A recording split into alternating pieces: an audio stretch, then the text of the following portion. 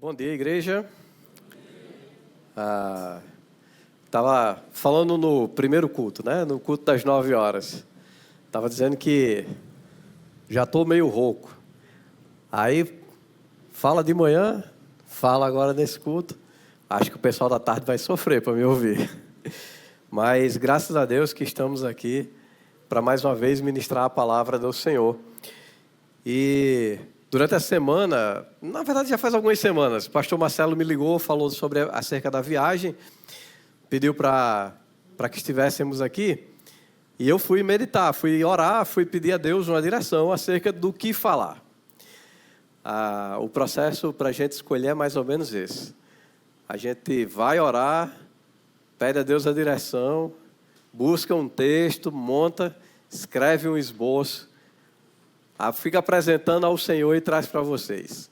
Só que das últimas vezes que eu preguei aqui, eu preguei nas séries. Não sei se vocês estão lembrados. E aí falaram para mim assim, rapaz, que pancada, que palavra dura. E uma bênção. E o pessoal chegou para mim falando, disse, olha, vamos trazer da célula agora essa palavra. Eu disse, eu já sei. Próxima vez que eu for pregar, eu vou trazer uma palavra mais tranquila. Uma palavra mais de bênção, assim, um tema mais tranquilo da gente conversar. E aí eu pensei, eu vou falar acerca de bênçãos. Não tem erro, não dá errado. É um tema que é muito deturpado, por aí pela internet principalmente. Eu não sei se vocês já conseguiram passar uma semana sem acessar as redes sociais e ouvir. Essa semana você andará em lugares altos. O problema é que de vez em quando a gente cai do lugar alto aí durante a semana. É um tema que as pessoas falam meio que irresponsavelmente às vezes. E aí eu disse, eu vou falar acerca de bênçãos.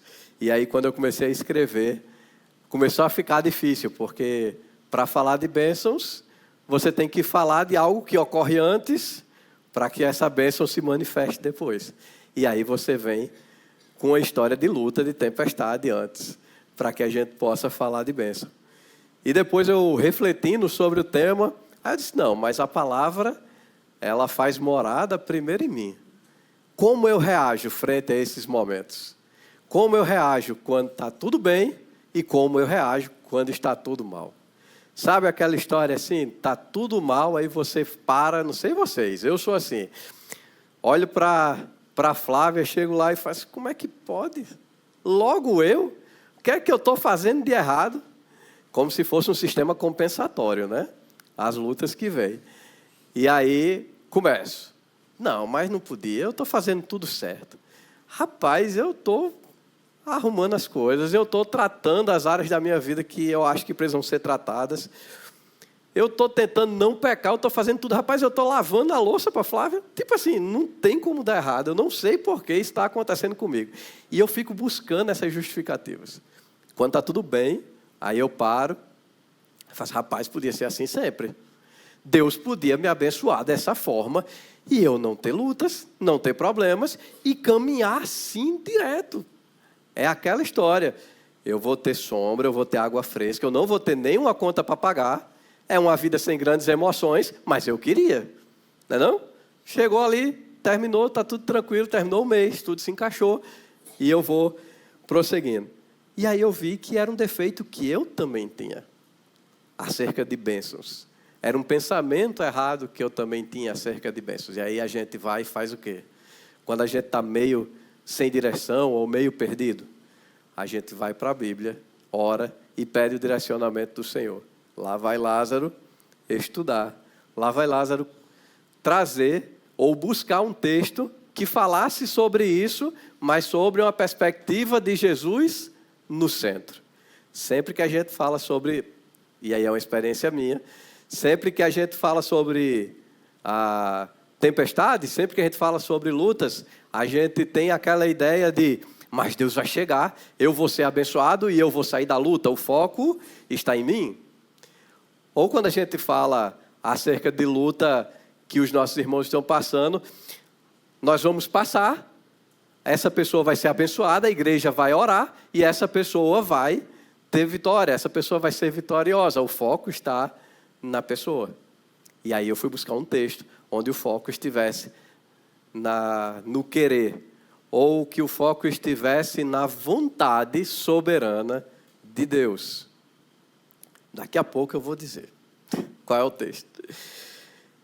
E antes de falar sobre esse texto, fui escolher o tema para essa mensagem.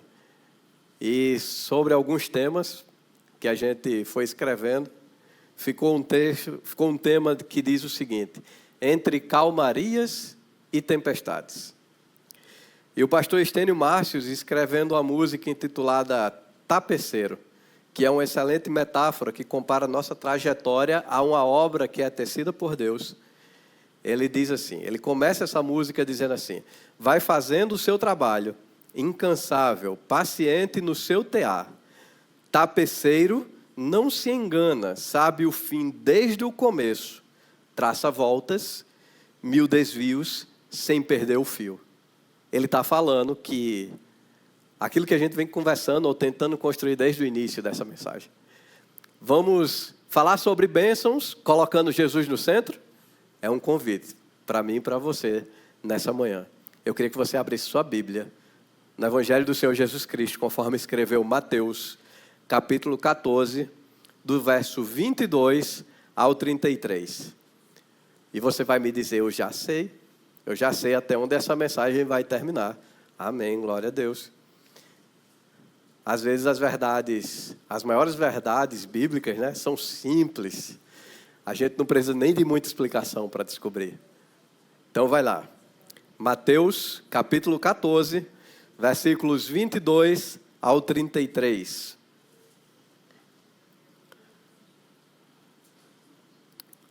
Podemos ler? A gente vai ler alguns textos hoje. Logo em seguida, Jesus insistiu com os discípulos que entrassem no barco e fossem adiante dele para o outro lado, enquanto ele despedia a multidão. Tendo despedido a multidão, subiu sozinho ao monte para orar. Ao anoitecer, ele estava sozinho, mas o barco já estava a considerável distância da terra, fustigado pelas ondas, porque o vento soprava em sentido contrário. À alta madrugada, Jesus dirigiu-se a eles andando sobre o lago. Quando o viram andando sobre o lago, ficaram aterrorizados e disseram: é um fantasma, e gritaram de medo. Mas Jesus imediatamente lhes disse: tenham coragem, sou eu, não tenham medo.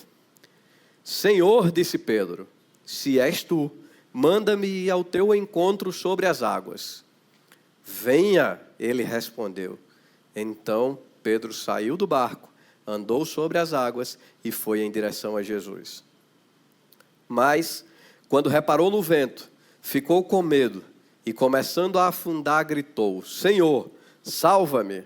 Imediatamente, Jesus estendeu a mão, segurou-o e disse: homem de pequena fé, por que você duvidou? Quando subiram no barco, o vento cessou. Então, os que estavam no barco o adoraram, dizendo: verdadeiramente, tu és o Filho de Deus. Você pode agradecer a Deus pela oportunidade de lermos a sua palavra nessa manhã? Curva sua cabeça. Senhor Deus e Pai, nós te louvamos e te agradecemos pela oportunidade, Senhor, de hoje estarmos aqui, te adorando, te bendizendo e aprendendo, Senhor, mais e mais da tua palavra. Senhor, que essa palavra encontre morada, guarita em nossos corações, Senhor, e que possamos nos alimentar, Senhor, durante os próximos dias, as próximas semanas. Senhor, que essa palavra se torne, Senhor Deus querido, um norte para nós, Senhor, para a nossa vida, para as nossas dificuldades, para os nossos tempos de bonança. Em nome do teu Filho Jesus é o que nós pedimos. Amém.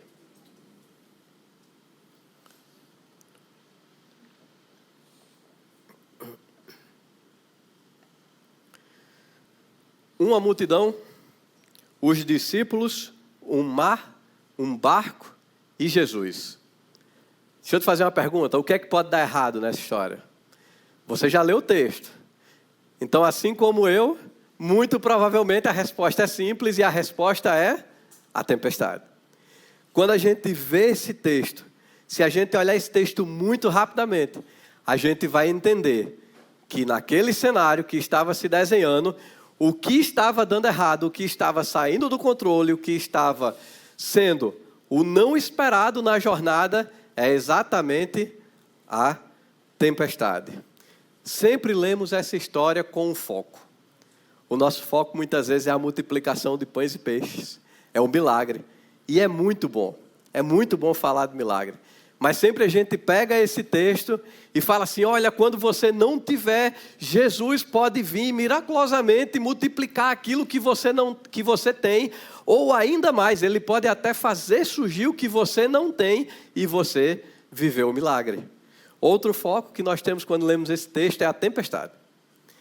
A gente está meio ruim, está passando por momentos difíceis, e aí a gente lê o texto e faz, Senhor, assim como tu fizeste, tu vai vir andando sobre as águas, tu vai entrar no meu barco e tu vai fazer essa tempestade se acalmar. E aí a gente tem esse segundo foco. Um terceiro foco, tudo centrado em nós. É lógico, claro que é centrado em nós. Um terceiro foco, assim como Pedro submergiu porque não tinha fé, eu tenho que fazer o contrário. E aí a gente desenvolve aquele pensamento, eu vou buscar ter mais fé, eu vou buscar fazer as coisas certas, eu vou buscar orar mais, eu vou buscar jejuar mais, eu vou buscar fazer isso, eu vou buscar fazer aquilo, eu vou me voluntariar para dar aula nos pré-ais, porque o Senhor vai me abençoar, não vai me faltar fé, eu não vou me submergir, eu não vou submergir. Dificilmente nós paramos, olhamos para o texto e dizemos assim, mas que ideia maravilhosa que Jesus teve naquela hora. Quando ele usa um barco, um lago, que a gente chama de mar, né? Mas um lago, e uma tempestade, para justamente ensinar os discípulos aquilo que eles mais precisavam aprender, que era ter fé e compaixão.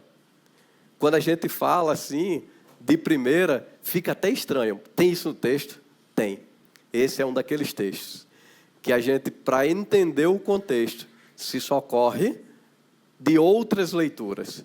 A gente se socorre da narrativa do mesmo fato que está escrita em outros evangelhos. E a gente tem o cuidado de começar a ler o texto, muitas vezes, de trás para frente. A explicação desse texto. Ou tudo aqui gira em torno da explicação do final. A gente vai chegar lá, fica calmo. A gente pretende responder. Até o final vai dar certo. Não é um rol taxativo, mas nós sabemos que basicamente existem 3 tipos de luta. Existem aquelas lutas que buscamos. Sabe aquelas lutas que quando está tudo tranquilo, está tudo monótono, não está acontecendo nada, aí você vai lá e diz, rapaz, eu vou mexer com o que está quieto, eu vou procurar uma coisa aqui diferente para sair da monotonia. Pronto. São as lutas que, pela nossa imaturidade, de vez em quando a gente perde o prumo e vai atrás. Tem as lutas também que a vida sozinha se encarrega de nos apresentar. São aquelas lutas que podemos dizer que estão aqui desde a queda de Adão e Eva. São as lutas cotidianas, são as dificuldades, são os problemas, são as coisas que nos sobrevêm, que acontece para você que está na igreja, que acontece para quem não está na igreja, que acontece para quem conhece Cristo, que acontece para quem não conhece Cristo. Mas tem uma outra luta. Lembre-se que isso não é um rol taxativo, é apenas exemplificativo. Existe uma outra luta que ela tem propósito. E aí talvez você comece a linkar com o texto. Existem as lutas que Deus, através de sua soberania, permite que enfrentemos para amadurecermos naquilo que precisa melhorar em nossa vida enquanto cristãos, enquanto pessoas que estão caminhando aqui na terra.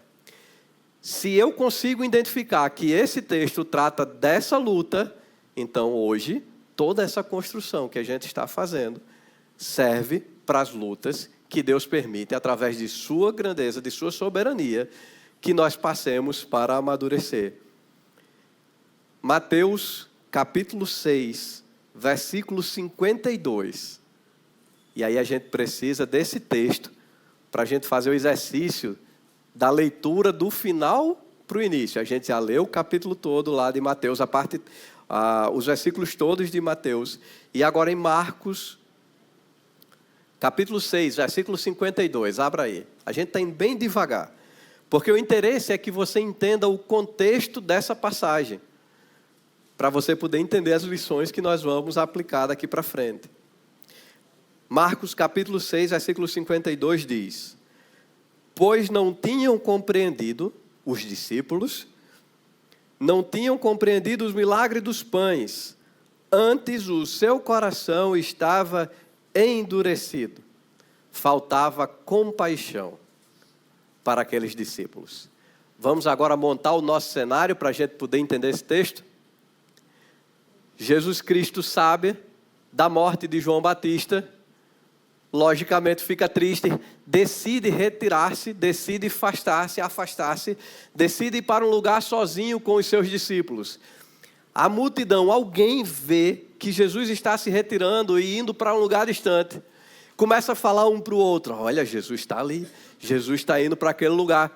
Logo, essa conversa se espalha e uma multidão vai atrás de Jesus.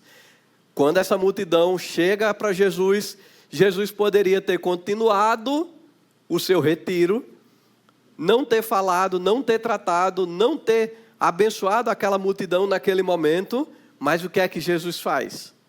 Jesus decide tratar com eles.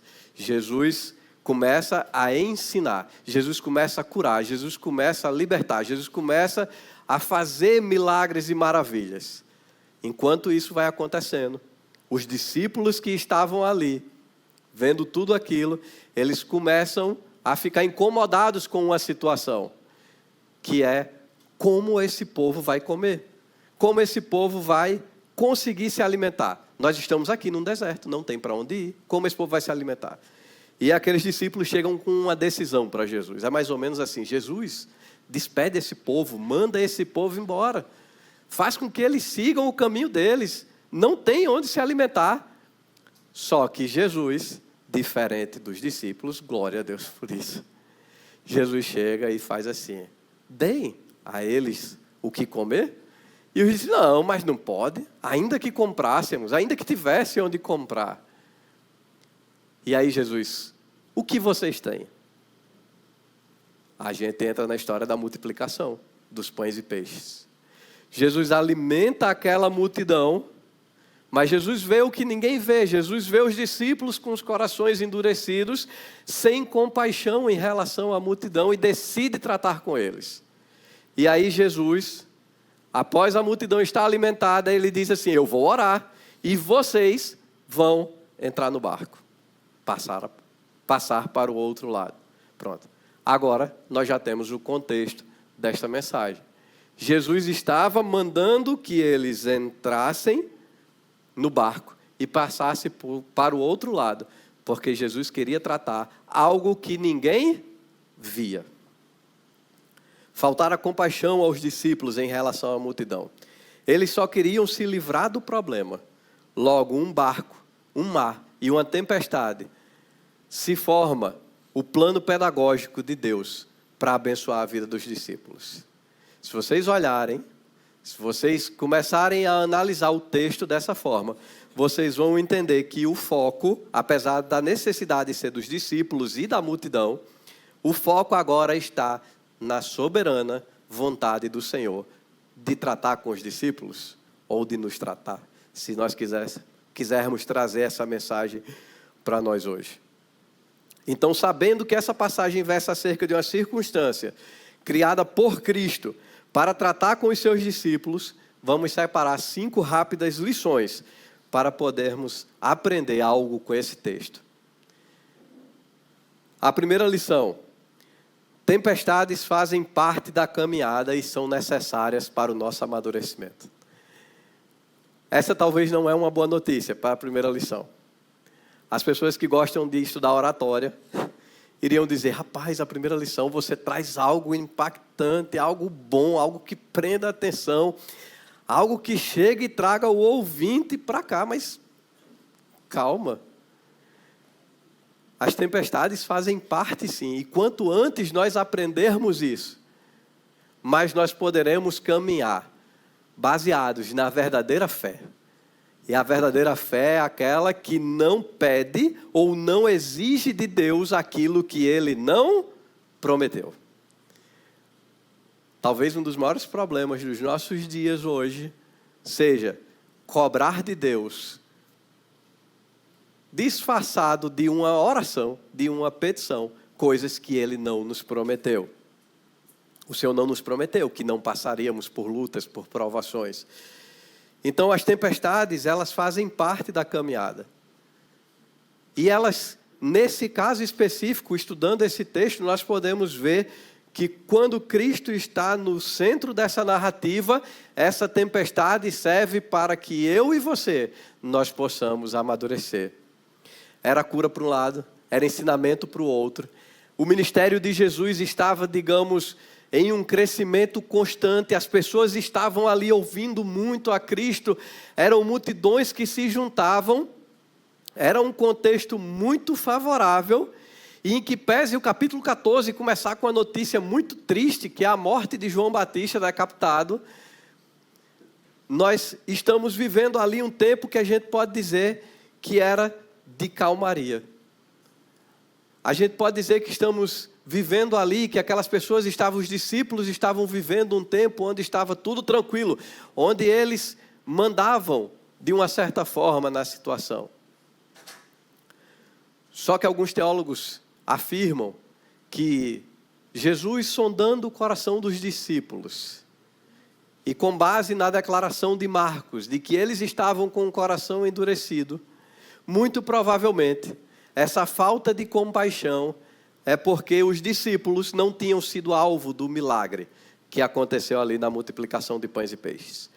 Muito provavelmente os discípulos tinham recursos. Muito provavelmente os discípulos tinham um plano de como se alimentar.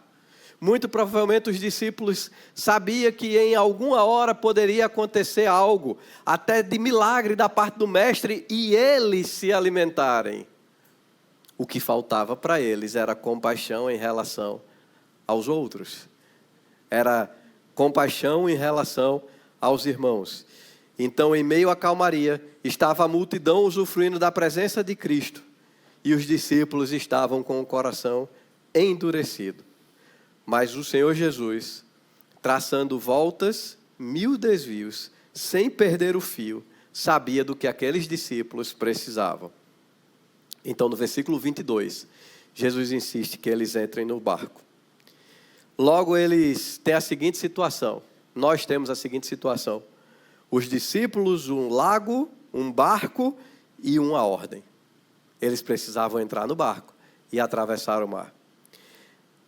É um pouco difícil de ouvir, principalmente nesse mundo que nos força a contar bênçãos todos os dias, né? Mas é simples, você está vivo? Então apenas obedeça a ordem do mestre. Entre no barco e passe para o outro lado. Essa experiência vai ser necessária para você. Vai na contramão de muita coisa que a gente ouve, não vai? Mas a gente está tentando botar Jesus no centro da narrativa dessa vez. Segunda lição. Estando no barco, comece a remar. Os discípulos estavam obedecendo a ordem do mestre. Entraram no barco e começavam a navegar. Os discípulos, em sua maioria, eram homens experientes com o mar. Eles tinham recurso, eles sabiam navegar. Eles sabiam nadar. Existem passagens que mostram, Pedro, por exemplo, pula do barco, sai nadando e vai encontrar-se com Jesus na praia. São pessoas versadas naquilo, eles sabiam o que estavam fazendo. Então, o que é que Jesus diz? Ei, entre lá, entre no barco e faça o que vocês sabem fazer. Jesus não mandou eles fazerem nada demais. Jesus mandou eles entrarem e usarem aquilo que eles conhecem com relação à navegação e partir para o outro lado. Marcos, capítulo 6, versículo 48, que é outra narrativa do mesmo fato. Diz que Jesus os viu remando com dificuldade porque o vento lhes era contrário e que na alta madrugada Jesus foi ao encontro deles. Se a gente passear mais um pouco pelas narrativas, nós vamos ver em João, capítulo 6, versículo 19. Depois de terem remado uns 25 ou 30 estádios, viram que Jesus se aproximava do barco. Até aqui, eles entraram no barco por volta do final da tarde, iniciozinho da noite, por ali. Eles só precisavam atravessar o mar da Galileia, que alguns estudiosos dizem que provavelmente essa distância entre o lugar que eles estavam e Genezaré, para onde eles precisavam ir, era em torno de 11 quilômetros. Era uma distância relativamente pequena. E após um período de mais ou menos 6 a 12 horas, porque o texto vai dizer, o texto de Marcos vai dizer que na alta madrugada, ou na quarta vigília da noite, isso aí é uma medição romana de horas, vai dar por volta de 4 horas da manhã, entre 4, 5, 6 horas da manhã, nesse intervalo de tempo. Vai dizer que eles ainda estavam remando no meio do mar. Se a gente traduzir também os estádios que o texto fala, vai dar exatamente em torno de 5 a 6 quilômetros. Ou seja, eles só tinham que atravessar o mar. Eles não conseguiram chegar basicamente nem na metade. Mas o título ou o tema da nossa lição é: estando no barco, comece a remar. A gente pode até aumentar e não pare. Você vai continuar remando. Então eles subiram no barco ao entardecer. E quando Jesus olha para eles, na alta madrugada, eles não estavam reclamando. Eles estavam remando em meio às lutas. A nossa parte precisa ser feita. Em meio às lutas, nós não podemos simplesmente parar e dizer: Deus vai se levantar em meu favor. Nós não podemos parar de lutar e dizer assim: mas porque agora eu creio que a igreja vai orar e as coisas vão mudar. E aí simplesmente eu cruzo os braços e paro. Não, a nossa parte precisa ser feita. Espiritualizar os momentos difíceis, a ponto de negar o esforço humano e de continuar caminhando, é esperar de Deus uma providência que Ele não prometeu. E tem muita gente fazendo isso. Tem muita gente terceirizando o seu esforço. Ora por mim. Não é pecado pedir para orar, não. A gente não está falando sobre isso. A gente está falando da pessoa que não se esforça e só pede a oração. Gênesis 3,19. No suor do teu rosto você vai comer do pão, mas você vai precisar se esforçar. O esforço sempre estará presente na jornada. Josué 1,9 é um texto preferido demais da gente. Adoro, assim, amo esse texto. Não fui eu que ordenei a você, seja forte e corajoso. Aí a gente lê, aí diz assim: é agora. Preciso fazer mais nada, porque Deus falou comigo no culto, seja forte e corajoso. É Ele que vai. Mas na verdade o texto está dizendo: pega a espada, pega o escudo, se prepare, esteja pronto. Aí agora você vai guerrear. Pode ser que você nem precise guerrear, mas você vai guerrear. Está pronto. Aí eu sou por você. Então existe a necessidade de continuarmos remando enquanto estivermos aqui. Aí quando o Senhor vier nos buscar, ou nós partirmos, aí é outra conversa. Então na quarta vigília da noite, Jesus estava sozinho em terra firme, vendo aquele barco ser castigado pela tempestade. Parece que ele não estava vendo nada, mas o tapeceiro, grande artista, vai lá da praia fazendo o seu trabalho, incansável e paciente no seu tear. Era muito mais legal se eu chegasse aqui e dissesse: Deus vai chegar agora. Não é não? Mas a gente está dizendo que Deus despediu os discípulos no início da tarde e só voltou a olhar lá para eles no sentido de socorrê-los na alta madrugada. E que até lá você rema. E reme, irmão. Use tudo que Deus lhe deu de recurso enquanto pessoa, enquanto cidadão, enquanto cristão que vive aqui na terra. Terceira lição: na hora certa, o mestre virá. Graças a Deus, está começando a melhorar, né? Pronto. Então, na hora certa, o mestre vai vir. Só que o problema é que a hora certa não é a minha hora certa. Faltou a gente botar isso também, talvez no título. É na hora certa, é na hora que Ele quiser, porque Ele está no centro dessa narrativa. Ele queria ensinar algo. E se os discípulos estavam aprendendo ou não, ou se precisavam de um aperto maior ou não, quem sabe dizer? Cristo. Então, na hora certa, Ele virá. Os discípulos ainda não tinham percorrido nem a metade do caminho. Versículo 25 diz que na quarta vigília da noite, que é mais ou menos entre 3 e 6 da manhã, por isso que a gente falou que seria mais ou menos 4 horas, Jesus vai ter com eles. E Jesus podia ter ido ter com eles em outro barco, não podia, não? Jesus podia ter pego outro barco lá na margem, começado a remar, ou pedido para alguém remar. Jesus poderia ter simplesmente ido para lá.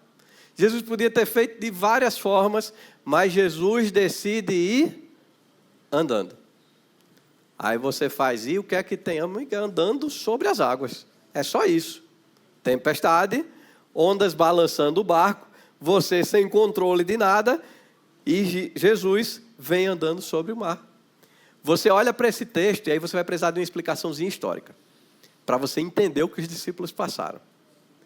Simplesmente os discípulos não estavam com medo de uma assombração por assombração. Naquela época, naquele contexto, as pessoas acreditavam que as principais batalhas entre deuses, os mitos, lembram dos mitos? Ocorriam aonde? Em mares tempestuosos. Eram os deuses se movimentando. A carga que existia no mar não era essa carga que nós conhecemos hoje, de elemento, mas era toda uma carga montada de medos, de batalhas, de guerras. Então os discípulos, vocês têm que lembrar, que eles eram pessoas que viviam em um contexto. Então, hoje, se os discípulos estivessem passando por isso hoje, dificilmente eles teriam confundido Jesus com um fantasma. Eles já saberiam que fantasmas não existem, eles já saberiam que o mar, primeiro, eles saberiam que o lago, né? Seria até um lago, não seria nem o mar, lá na Galileia. Eles já saberiam de muitas outras coisas. Mas fica a pergunta, e aí, o que é que nós podemos aprender com essa parte do texto? Se os discípulos soubessem o que nós sabemos hoje, eles certamente não confundiriam Jesus com fantasmas. Mas como eles teriam reagido? Muito provavelmente eles teriam reagido como eu e você reage quando nós estamos enfrentando grandes lutas e o vento está balançando o nosso barco e a gente não consegue mais enxergar nada direito ao nosso redor e Jesus está vindo, ou Jesus já chegou e nós não conseguimos percebê-los. Muitas vezes nós estamos igual aos discípulos. A diferença é que eles estavam vendo fantasmas e nós não estamos vendo nada. Nós não conseguimos enxergar ou entender a chegada do Mestre. O que os discípulos passaram foi o não entendimento da chegada do Mestre. Quantas vezes estamos em meio a uma tempestade e também não entendemos a chegada de Cristo? Somente porque Ele não veio como pedimos. Eu não sei você, mas de vez em quando eu fico, Senhor, seria tão bom se Tu fizesse assim. E se Tu viesses assim? E se do nada isso acontecesse? Já imaginou eu ir andando e nascer assim, do nada a providência? Mas aí, como Jesus não fez do jeito que eu pedi, do jeito que eu pensei, do jeito que a minha lógica sugeriu que Ele fizesse, aí eu não consigo entender a sua chegada. Então a terceira lição, na hora certa, o Mestre virá. Na hora certa. E Ele sabe qual é essa hora. Ele vai vir. Cuidado para você não fazer igual aos discípulos. Você só não vai achar que é fantasma. Mas talvez você não perceba que é o Mestre que chegou. A quarta lição. Às vezes Ele vem, mas não acalma logo a tempestade. Ah, estava tão bom. Não estava não, Ele veio. Então a gente podia parar por aí e ir para casa. Mas não é assim que acontece. Eu queria que fosse assim. Às vezes Ele vem e não acalma a tempestade. Versículo 25 diz assim: quando viram andando sobre o lago, ficaram aterrorizados e disseram, é um fantasma, e gritaram de medo. Os discípulos encararam a chegada do Mestre como uma escalada no problema. Como se aquele problema, que já era complexo, estivesse piorando ainda mais. Jesus podia ter, lá da terra, ter dito assim, acalme-se, tempestade. Jesus podia ter vindo, quando chegasse perto, dissesse assim, ei, vento, se aquiete, mar, se acalme. Mas Jesus não fez isso. Muitas vezes nós estamos tão cheios de problemas e tão atordoados e tão cheios de decisões para tomar, que a gente não consegue mais nem enxergar o Mestre, né? A gente só vê o problema, a gente só vê a tempestade. Então a gente até rema. Às vezes a gente até rema, a gente não para de remar. Mas aí a gente entra num outro problema que os discípulos enfrentaram. A falta de conexão com o Mestre. Você está remando, você está se esforçando, você está indo. Mas você não consegue mais se conectar com o Deus soberano que guia a minha e a sua vida. E você começa a se entristecer, porque você acha que não está mais sob a direção do Senhor. Você começa a perder essa conexão. E às vezes você para e diz assim, não, Lázaro, eu estou remando. Mas a conexão eu realmente já perdi. E os discípulos passaram por isso. Mas lembram que a gente falou? O que é que os discípulos precisavam? Jesus sabia. O que mais aqueles discípulos esperavam, se você for lendo o texto, você vai ver, não era Jesus. O que mais eles esperavam era a calmaria. Quantas vezes eu e você está assim? Está tão difícil, que o que mais a gente quer é a calmaria e não a presença do Mestre. A gente volta para o tópico anterior. Às vezes ele chega, os discípulos acharam que era fantasma, a gente nem consegue vê-lo. Porque na verdade ele chegou e está dizendo aqui, ei, eu estou aqui, calma, sou eu. Mas aí nós estamos desconectados. E aí nós não entendemos a chegada do Mestre como uma providência, porque o que mais esperamos é o que aqueles discípulos esperavam. Era a calmaria e não a presença de Cristo. E aí Cristo chega e a primeira coisa que Cristo diz, eu queria que ele dissesse, vento, mar, se aquiete. Mas a primeira coisa que ele diz é, calma, sou eu, não temas. Jesus está tratando com eles. Repare que a tempestade, para Cristo, até aí nada. Jesus está dizendo assim para os discípulos, ei, calma, espera aí, sou eu. Não tema, acredite e confie em mim.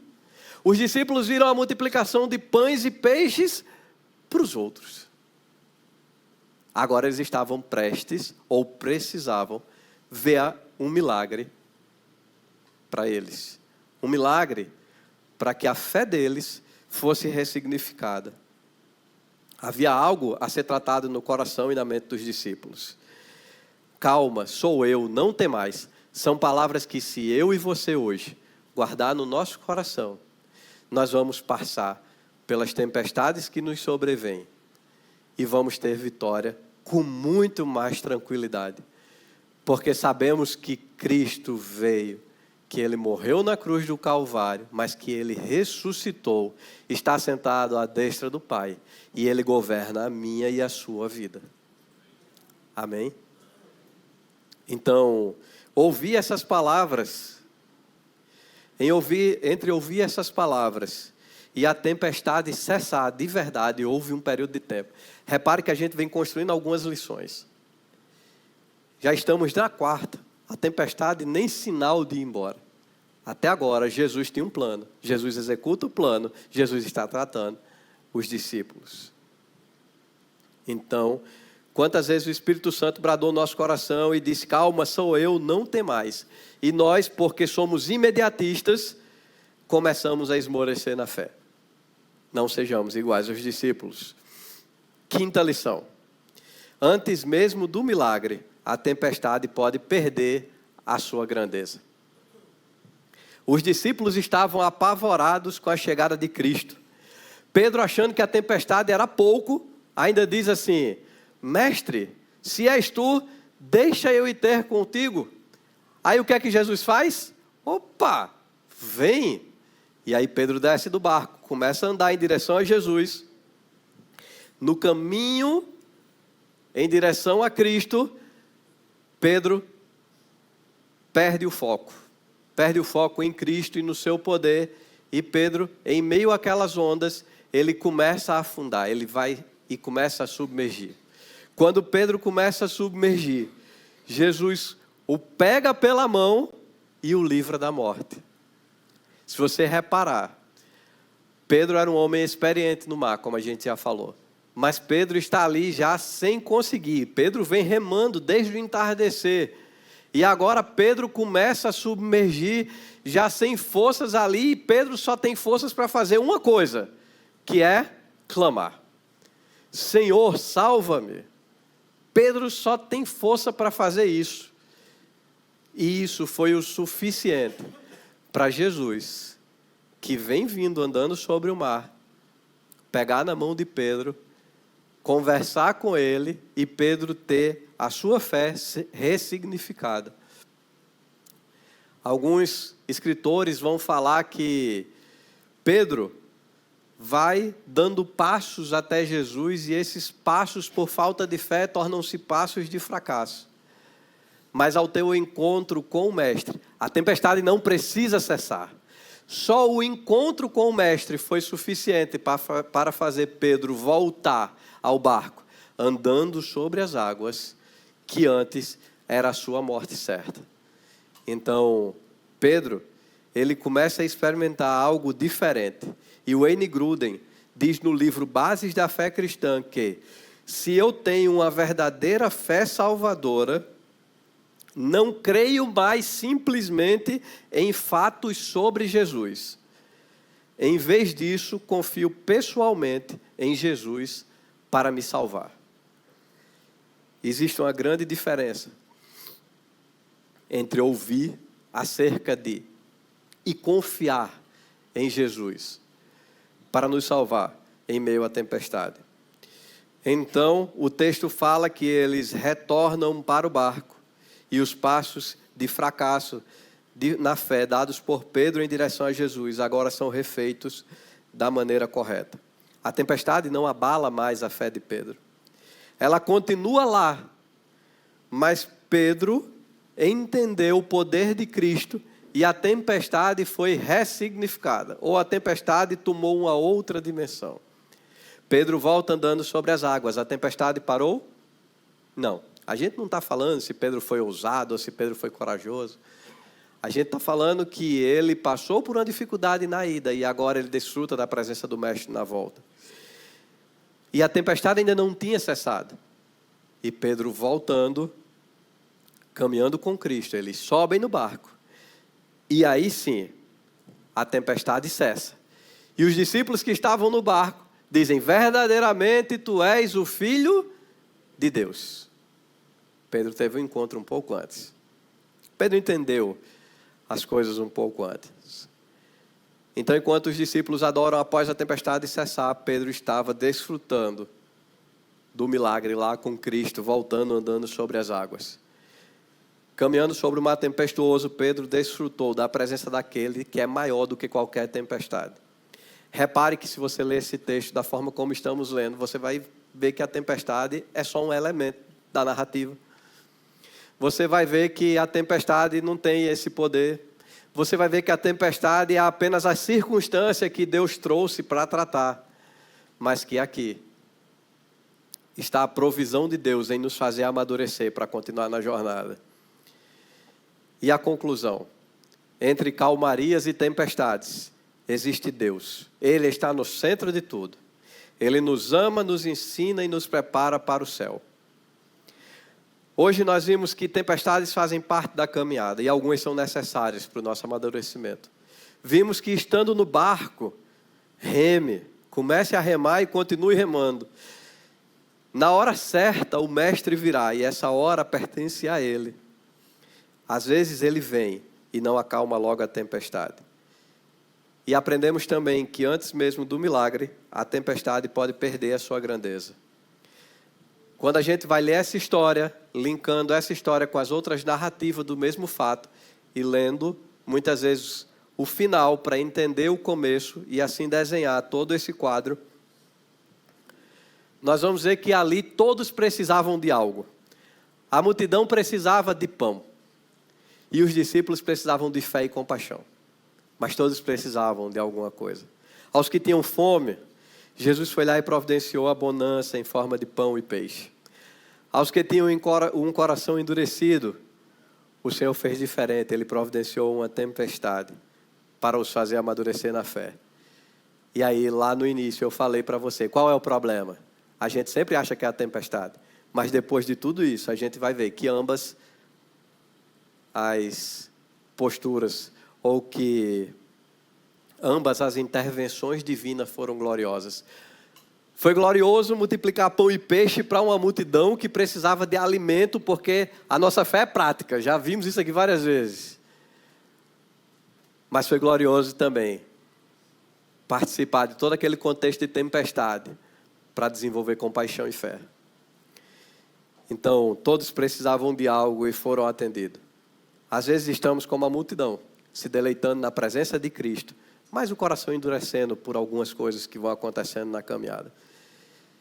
E às vezes nós estamos com os discípulos, já com o coração endurecido, precisando de uma intervenção, de uma tempestade para nos fazer amadurecer. Lembra da música do pastor Estênio Márcio que citamos no início? Ela faz muito sentido, principalmente agora no final. Ela diz assim, o final dela: minha vida é obra de tapeçaria. É tecida de cores alegres e vivas que fazem contraste no meio das cores nubladas e tristes. Se você olha do avesso, nem imagina o desfecho. No fim das contas, tudo se explica, tudo se encaixa, tudo coopera para o meu bem. Quando se vê pelo lado certo, todas as cores da minha vida dignificam a Jesus Cristo, o tapeceiro. A nossa oração é que você entenda que existe uma mão soberana guiando tudo. A nossa oração é que você não ponha a sua fé nesse mundo, nem nas coisas que esse mundo apresenta, mas que você ponha a sua fé em Jesus. E quando alguma luta vier, e essa luta ou essa tempestade for para você amadurecer, que você consiga viver esse processo, e que você consiga continuar remando, e que você consiga ver o Mestre, ver a chegada do Mestre, e que quando a tempestade passar, seja porque o Senhor lhe chamou para estar com Ele, seja porque Ele resolveu realmente pôr um ponto final na tempestade aqui na terra, você possa testemunhar que Ele sabe de tudo, e que Ele pode todas as coisas, inclusive pode mexer nas nossas vidas, e nos nossos momentos de calmaria, para nos fazer amadurecer em áreas de nossa vida que precisam melhorar. Amém? Pode baixar a sua cabeça? Vamos orar e agradecer ao Senhor. Pai querido e santo, Deus eterno, Senhor, estivemos aqui nessa manhã conversando, Senhor, acerca de calmarias e tempestades. E, Pai, como é difícil, Senhor, chegar e admitir que tem horas que a nossa vida, para entrar, Senhor, nos eixos, precisa de momentos de tempestades, Pai. Precisa de algumas intervenções dessa natureza, onde Tu tens um aprendizado para nós. Senhor, que possamos ser cristãos verdadeiros e que possamos ter, Senhor Deus querido, uma atitude, Senhor, coerente com o nosso discurso. Senhor Deus querido, que possamos levar essas lições, Senhor, para a nossa vida. Que se hoje for um tempo de calmaria, que possamos desfrutar da graça, da multiplicação de pães e peixes. Mas que se for um tempo de tempestade, Senhor, que possamos entender o propósito que existe em tudo isso. Deus, obrigado por mais uma semana, obrigado por mais um culto, obrigado por mais uma oportunidade, Senhor, de Te adorar. Nós Te louvamos, Senhor, e dizemos, Senhor, que acreditamos, que cremos, Senhor, que somos obra de tapeçaria e que Tu sabes o fim desde o começo. Em nome de Jesus, amém.